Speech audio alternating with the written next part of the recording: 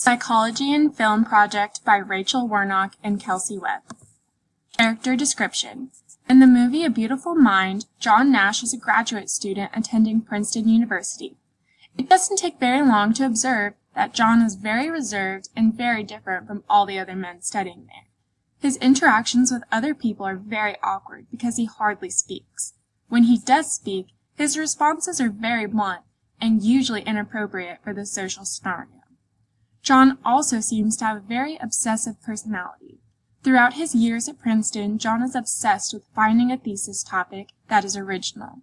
He refuses to go to class, claiming that it dulls the mind, and spends days in the library at a time. Throughout the course of John's life, when he is unhappy, he finds a delusion to fill the empty void. Psychological disorder. John Nash is diagnosed with schizophrenia. Schizophrenia is the inability to distinguish reality from imaginary. People with schizophrenia often have disturbed thoughts and perception. Schizophrenia is in the DSM-5 category, schizophrenia and psychotic disorders. Diagnosis Part 1.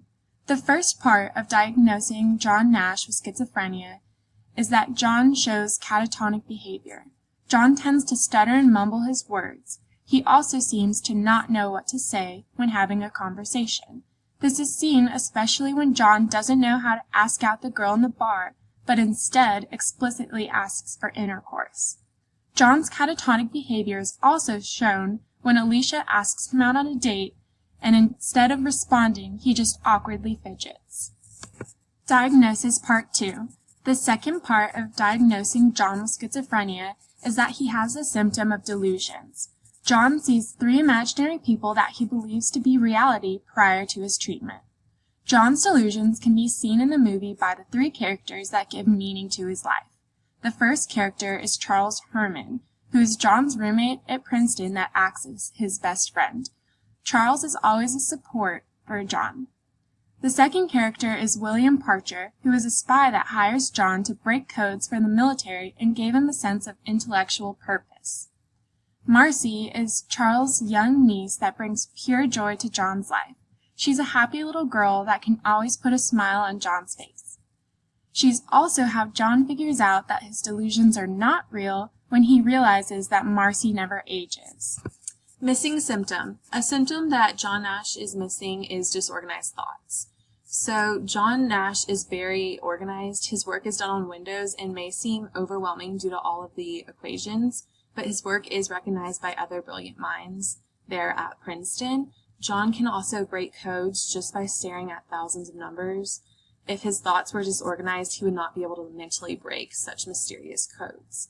John's work on his equilibrium theory even won him a Nobel Prize, and so this kind of shows that, his thoughts are well thought out and very intellectual. Treatment Part 1. Part of John Nash's treatment is to receive daily medicine. The medicine helps John realize the difference between reality and imaginary, but comes at a cost. So while the medicine is meant to cure his schizophrenia, and it does, other aspects of his life take a toll. So for example, John loses his sexual attraction to his wife and also cannot take care of his child.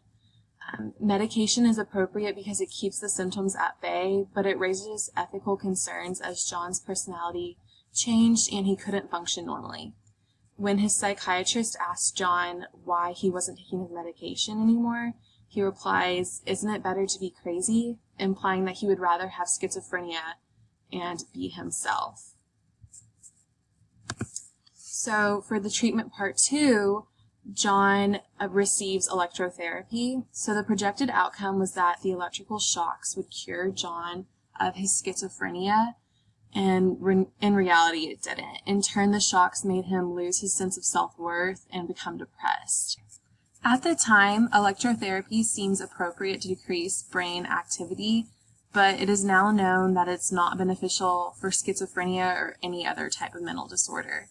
The ethical concerns with electrotherapy is that it did not help with the disorder, and it was also traumatic and painful to John. Electrotherapy was not fully understood at that time. Portrayal of disorder. A Beautiful Mind accurately portrays schizophrenia. The movie shows all of the frustrations and reality of someone living with such a serious mental illness, such as schizophrenia, without over-dramatizing anything. Something that the movie did really well was humanize John. A lot of times people who have severe disorders can seem so abnormal, but John proves that a mental disorder does not have to be limiting. The audience is able to empathize with John because they get to see into his life. They got to laugh with him when he was socially awkward and blunt, sympathize for him when he was angry and frustrated, and they also got to see him fall in love and start a family. This aspect of the movie really shows the audience that people who struggle with mental disorders are capable of living normal lives.